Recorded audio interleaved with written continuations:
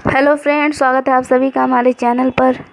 तो जैसा कि अपकमिंग वैकेंसी एसएससी एमटीएस 2022 की आने वाली है, तो 25 क्वेश्चन का ये सेट जीके जीएस का हम ला रहे हैं। तो ये है एसएससी एमटीएस का मॉडल पेपर 5 और मॉडल पेपर 4 तक पिछले वीडियो में अपलोड हो चुका है। अगर आप लोगों ने नहीं देखा है तो जाकर देख सकते हैं। ये 25 से 25 क्वेश्चन जो है बहुत ही महत्वपूर्ण है एग्ज़ाम्स के लिए।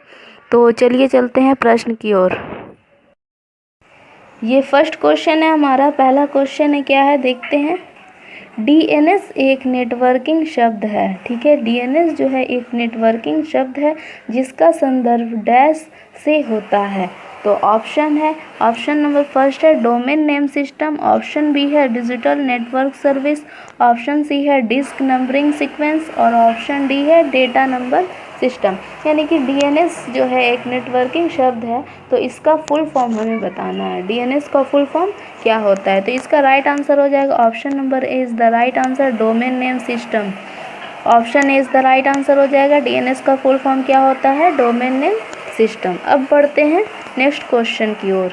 नेक्स्ट क्वेश्चन है हमारा, टेलीफोन एक्सचेंज का डैश द्वारा आविष्कार किया गया था। टेलीफोन एक्सचेंज का किसके द्वारा आविष्कार किया गया था? ऑप्शन ए है तिवादार पुस्कास, ऑप्शन बी है जोसेफ प्रिस्टली, ऑप्शन सी है पेट्रक पियोनरू और ऑप्शन डी है जेम्स लियोनार्ड प्लिम्पटन। ठीक है, तो टेलीफोन एक्सचेंज का जो आविष्कार किया था वो थे तिवादार पुस्कास। ठीक है, तिवादार Puskas. Option is the right answer. Telephone exchange का आविष्कार तिवादार पुस्कास ने किया था। अब बढ़ते हैं अगले प्रश्न की ओर। नेक्स्ट क्वेश्चन है हमारा, स्कर्वी यानी कि मसूड़ों से जो खून आना किस विटामिन की कमी के कारण होता है? स्कर्वी किस विटामिन के कमी के कारण होता है? ऑप्शन ए है विटामिन के, ऑप्शन बी है विटामिन B2, ऑप्शन सी है विटामिन सी और ऑप्शन डी है विटामिन ए। तो स्कर्वी जो रोग है ये विटामिन सी के कमी के कारण होता है। Option number C is the right answer. Scurvy जो है विटामिन सी के कमी के कारण होता है। नेक्स्ट प्रश्न है हमारा, एक्रोस सपोता। एक्रोस सपोता इस किसका वैज्ञानिक नाम है बताना है। एक्रोस सपोता वैज्ञानिक नाम है। इनमें से किस फल या किस सब्जी या जो भी हो उसका वैज्ञानिक नाम है बताना। ऑप्शन ए है सीताफल, ऑप्शन बी है गुलमोहर और ऑप्शन सी है इमली, ऑप्शन डी है चीकू। तो एक्रोस सपोता जो है यह चीकू का वैज्ञानिक नाम है। ठीक है, एक्रोस सपोता किसका वैज्ञानिक नाम है? चीकू का वैज्ञानिक नाम है। अब बढ़ते हैं नेक्स्ट क्वेश्चन की ओर। अगला प्रश्न है हमारा, झींगा डैश प्रजाति के अंतर्गत आता है। झींगा किस प्रजाति में आता है? ऑप्शन ए है ऑर्थोपोडा, ऑप्शन बी है नीडेरिया, ऑप्शन सी है इकाई नोटमेटा और ऑप्शन डी है कॉर्डेटा। ठीक है, तो झींगा जो है ये ऑर्थोपोडा प्रजाति के अंतर्गत आता है। Option A is the right answer. झींगा ऑर्थोपोडा प्रजाति के अंतर्गत आता है। अब बढ़ते हैं नेक्स्ट क्वेश्चन की ओर।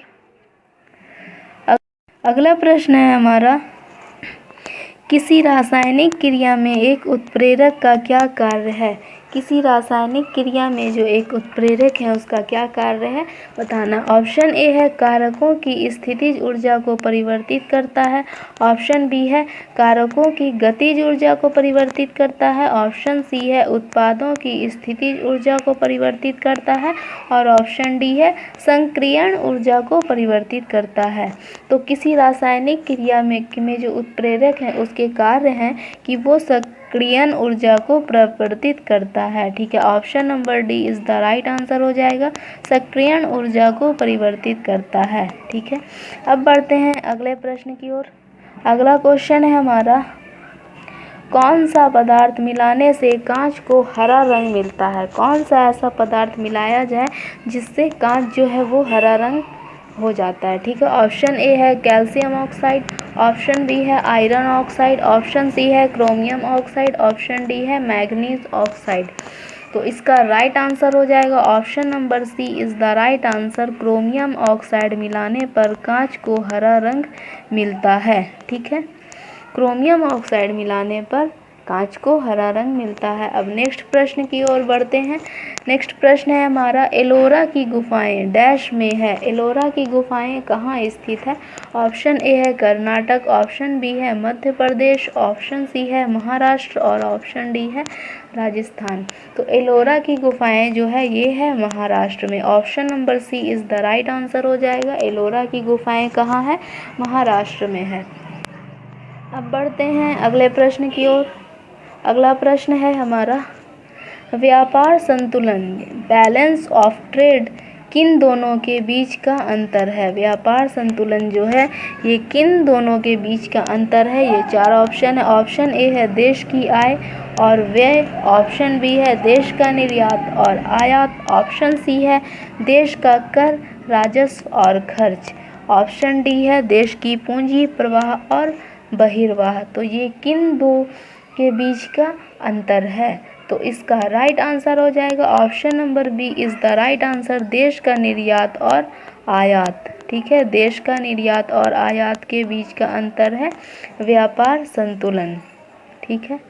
अब नेक्स्ट प्रश्न है, निम्नलिखित में से कौन सी गैस यदि वातावरण में हो तो अपनी गंध के कारण पहचानी जाती है? यानी कि ऐसी कौन सी गैस है जो वायुमंडल में हो, वातावरण में हो तो अपनी गंध के कारण वो पहचानी जाएगी? ऑप्शन ए है ईथेन, ऑप्शन बी है सल्फर डाइऑक्साइड, ऑप्शन सी है हाइड्रोजन, ऑप्शन डी है कार्बन मोनोऑक्साइड। तो वो गैस जो है वो है sulphur dioxide. Option number B is the right answer हो जाएगा। सल्फर डाइऑक्साइड अगर वातावरण में हो तो वो अपने गंध के कारण पहचानी जाती है। अब बढ़ते हैं नेक्स्ट क्वेश्चन की ओर। नेक्स्ट क्वेश्चन है हमारा, भारत में जैव भौगोलिक क्षेत्र की संख्या कितनी है? जैव भौगोलिक क्षेत्र की संख्या भारत में कितनी है? ऑप्शन ए है 2, ऑप्शन बी है 10, ऑप्शन सी है 5 और ऑप्शन डी है 6। तो जैव भौगोलिक क्षेत्र की जो संख्या है वो है 10। ठीक है। अब बढ़ते हैं नेक्स्ट क्वेश्चन की ओर। नेक्स्ट क्वेश्चन है हमारा, डैश भारत का एक स्वदेशी हल्का लड़ाकू विमान है। यानी कि कौन सा ऐसा लड़ाकू विमान है जो स्वदेशी हल्का लड़ाकू विमान है? ऑप्शन ए है विशाल, ऑप्शन बी है गर्व, ऑप्शन सी है तेजस और ऑप्शन डी है धनुष। तो बताना है। तो वह विमान जो है तेजस विमान जो है ये भारत का एक स्वदेशी हल्का लड़ाकू विमान है। तेजस विमान भारत का स्वदेशी हल्का लड़ाकू विमान है। अब बढ़ते हैं अगले प्रश्न की ओर। अगला प्रश्न है हमारा, पृथ्वी अपने धुरी के चारों तरफ किस दिशा में घूमती है? पृथ्वी अपने धुरी के चारों तरफ किस दिशा में घूमती है? ऑप्शन ए है पूर्व से पश्चिम, ऑप्शन बी है पश्चिम से पूर्व, ऑप्शन सी है उत्तर से दक्षिण, ऑप्शन डी है दक्षिण से पूर्व। तो पृथ्वी जो है अपने धुरी पर चारों तरफ घूमती है वो है पश्चिम से पूर्व की दिशा। Option number B is the right answer हो जाएगा। पृथ्वी अपने धुरी के चारों तरफ पश्चिम से पूर्व की दिशा में घूमती है। अब बढ़ते हैं नेक्स्ट क्वेश्चन की ओर। नेक्स्ट प्रश्न है हमारा, भारत के किस राज्य में सर्वाधिक वर्षा होती है? तो ऑप्शन ए है मेघालय, ऑप्शन बी है राजस्थान, ऑप्शन सी है उत्तराखंड और ऑप्शन डी है केरल। तो भारत के किस राज्य में सबसे अधिक वर्षा होती है? तो वह है Meghalaya. Option number A is the right answer हो जाएगा। मेघालय राज्य में सबसे अधिक वर्षा होती है। अब बढ़ते हैं नेक्स्ट प्रश्न की ओर। नेक्स्ट क्वेश्चन है हमारा, टीपू सुल्तान को डैश का शेर भी कहा जाता था? टीपू सुल्तान को कहाँ का शेर कहा जाता था? ऑप्शन ए है मैसूर, ऑप्शन बी है दिल्ली, ऑप्शन सी है आगरा, ऑप्शन डी है ग्वालियर। तो टीपू सुल्तान को जो है मैसूर का शेर कहा जाता था। Option number A is the right answer. Tipu Sultan को मैसूर का शेर कहा जाता था। ठीक है। अब बढ़ते हैं अगले प्रश्न की ओर। नेक्स्ट क्वेश्चन है हमारा, श्री अरविंदो का जन्म वर्ष डैश से हुआ था? यानी कि श्री अरविंदो का जन्म किस वर्ष हुआ था बताना है। ऑप्शन ए है 1772, ऑप्शन बी है 1822, ऑप्शन सी है 1872 और ऑप्शन डी है 1922। तो श्री अरविंदो का जन्म जो है 1872 में हुआ था। Option number C is the right answer. Next प्रश्न है हमारा, एपीजे अब्दुल कलाम द्वारा प्राप्त सर्वोच्च नागरिक सम्मान कौन सा है? एपीजे अब्दुल कलाम के द्वारा प्राप्त सर्वोच्च नागरिक सम्मान कौन सा है? ऑप्शन ए है पद्मश्री, ऑप्शन बी है पद्म भूषण, ऑप्शन सी है पद्म विभूषण और ऑप्शन डी है भारत रत्न। तो एपीजे अब्दुल कलाम के द्वारा जो प्राप्त सर्वोच्च नागरिक सम्मान है वो है Bharat Ratna. Option number D is the right answer हो जाएगा। भारत रत्न एपीजे अब्दुल कलाम के द्वारा प्राप्त सर्वोच्च नागरिक सम्मान है। अब बढ़ते हैं अगले क्वेश्चन की ओर। नेक्स्ट प्रश्न है हमारा, दो धनात्मक आवेशों के बीच के बल का क्या होगा? वह तब मुक्त होते हैं जब उन्हें एक दूसरे के पास रखा जाता है। तो ऑप्शन ए है बल बढ़ेगा या फिर बल घटेगा या फिर बल वैसा ही रहेगा या फिर बल घटना चालू होने से पहले अधिकतम तक पहुंचने के लिए बढ़ेगा। तो इसका राइट आंसर हो जाएगा option number B is the right answer, यानी कि दो धनात्मक आवेशों के बीच के बल का यानी कि बल जो है वो घटेगा जब उन्हें एक दूसरे के पास रखा जाता है। ठीक है, अब बढ़ते हैं नेक्स्ट क्वेश्चन की ओर। नेक्स्ट क्वेश्चन है हमारा, भूकंप को मापने के लिए किस उपकरण का उपयोग किया जाता है? भूकंप को मापने के लिए किस उपकरण का उपयोग किया जाता है? ऑप्शन ए है एंडोस्कोप, ऑप्शन बी है थर्मोमीटर, ऑप्शन सी है सोनोग्राफ, ऑप्शन डी है सिस्मोग्राफ। तो भूकंप को मापने के लिए जो उपकरण का उपयोग किया जाता है वो है seismograph. Option number D is the right answer, seismograph का उपयोग किया जाता है। ठीक है, अब बढ़ते हैं अगले प्रश्न की ओर। अगला प्रश्न है हमारा, कौन से बिल को राज्यसभा पारित नहीं किया जा सकता? यानी कौन से बिल को जो है वो राज्यसभा में पारित नहीं किया जा सकता? ऑप्शन ए है संविधान संशोधन का बिल, ऑप्शन बी है साधारण बिल, ऑप्शन सी है बुनियादी बिल और ऑप्शन डी है पूंजी बिल।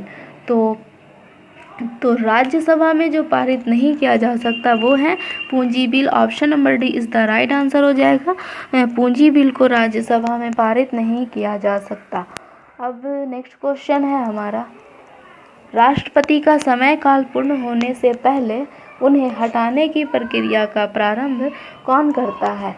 राष्ट्रपति का जब समय काल पूर्ण हो जाता है तो उससे पहले उसे हटाने की जो प्रक्रिया की जो शुरुआत है वो कौन करता है? ऑप्शन ए है लोकसभा, ऑप्शन बी है सर्वोच्च न्यायालय, ऑप्शन सी है सामान्य नागरिक और ऑप्शन डी है संसद के सदस्य। ठीक है, तो राष्ट्रपति का जब समय काल पूरा हो जाता है तो उसे हटाने से की प्रक्रिया के प्रारंभ जो है वो लोकसभा करता है। Option number A is the right answer हो जाएगा, लोकसभा करता है।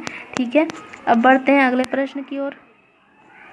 नेक्स्ट क्वेश्चन है हमारा, कोबे ब्रायंट किस खेल के साथ जुड़े हुए हैं?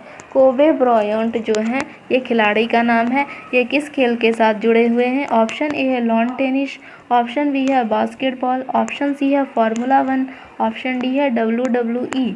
ठीक है, तो कोबे ब्रायंट जो हैं ये बास्केटबॉल खेल से जुड़े हैं। Option number B is the right answer हो जाएगा, कोबे ब्रायंट बास्केटबॉल खेल से जुड़े हैं।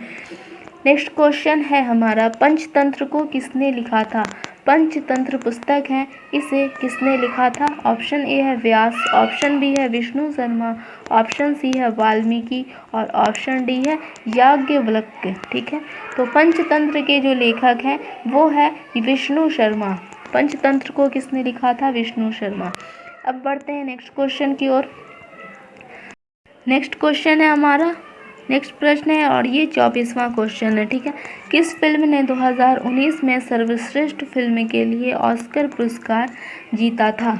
किस फिल्म ने 2019 में सर्वश्रेष्ठ फिल्म के लिए ऑस्कर पुरस्कार जीता था? ऑप्शन ए है द फेवरेट, ऑप्शन बी है बोहेमियन रैप्सोडी, ऑप्शन सी है रीमा, ऑप्शन डी है ग्रीन बुक। तो ऑस्कर पुरस्कार जो जीता था सर्वश्रेष्ठ फिल्म के लिए 2019 में वो है ग्रीन बुक। ठीक है, ये करंट का क्वेश्चन है। ठीक है, अब बढ़ते हैं, ये 25वां क्वेश्चन है, लास्ट क्वेश्चन है इस क्लास का। भारत में नियंत्रक और महालेखा परीक्षक की नियुक्ति कौन करता है? नियंत्रक और महालेखा परीक्षक की नियुक्ति कौन करता है? ऑप्शन ए है प्रधानमंत्री, ऑप्शन बी है राष्ट्रपति, ऑप्शन सी है भारत का मुख्य न्यायाधीश, ऑप्शन डी है उच्चतम न्यायालय। तो इसका जो नियुक्ति करता है वो है राष्ट्रपति करते हैं इसकी नियुक्ति। Option number B is the right answer हो जाएगा। ओके फ्रेंड्स, उम्मीद करते हैं कि समझ में आया होगा। और ये 25 के 25 क्वेश्चन अगर आप याद कर लेते हैं तो उम्मीद करते हैं कि एग्ज़ाम्स में 25 में से 20 प्रश्न का हल आप ज़रूर करके आएंगे। तो ठीक है, वीडियो देखने के लिए बहुत बहुत धन्यवाद। आपका दिन शुभ हो। अगर वीडियो अच्छा लगा हो तो इसे लाइक कर दें, शेयर कर दें और हमारे चैनल को सब्सक्राइब करना ना भूलें।